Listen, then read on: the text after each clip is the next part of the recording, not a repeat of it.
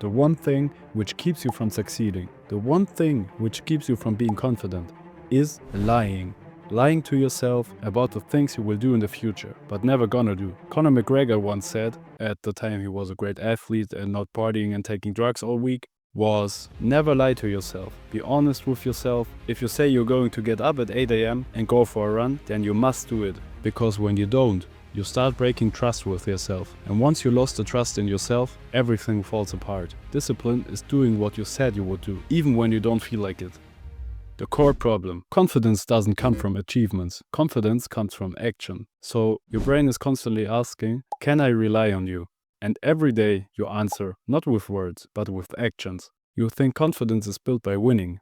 No, confidence is built by keeping promises, even small ones, or especially small ones. You don't lose confidence in one big moment. You lose it in tiny moments. You snooze the alarm, you skip the workout, you procrastinate the task, you scroll instead of working, you say later, knowing it means never. Each one seems harmless, but your brain is recording that.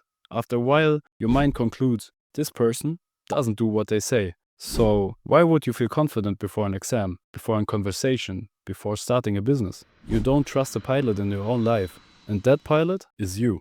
Why motivation never works? Motivation videos fail you because they treat the symptoms. You don't need hype, you need credibility. You're trying to convince yourself with emotion, while your brain is using data. And the data says you quit. So your brain protects you by lowering the expectations. That feeling you call low confidence is actually your brain being rational. So the good news are, you don't build self-trust with big goals. You rebuild it with tiny kept promises.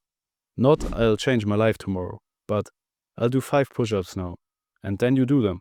That moment is powerful, because your brain updates, maybe I can rely on this person. To rebuild your self-trust, follow these 3 rules. Rule number 1. Make smaller promises than you want. Not 1 hour of studying, 5 minutes. Not gym every day, 2 times a week. You're not training productivity, you're training belief. Win easily and win often. Rule number 2. Never negotiate with yourself. The moment you start talking to yourself, like, I'll do it later, I'm tired, I deserve a break, you're already lost. You're teaching your brain your words mean nothing. When the time comes, execute immediately. No thinking. Rule number 3. Track evidence. Write down every promise you kept, not achievements, proof. After a few weeks, your brain changes identity from I'm inconsistent to I do what I say, and confidence appears automatically. People think confident people believe in themselves first, but that's not true. They trusted themselves first, belief came after. Confidence isn't a personality trait, it's a memory of kept promises. Don't start tomorrow, start now. After this video, go for a 15-minute run, do 5 push-ups, or clean one thing on your desk. That's it. Not impressive, not powerful, because tonight when you're going to sleep, your brain will remember, today we did what we said. And that is how confidence starts. You don't need a new plan, you need honesty. Stop trying to become someone else. Become someone your brain can trust. Do small things, keep promises, repeat daily, and one day you'll notice.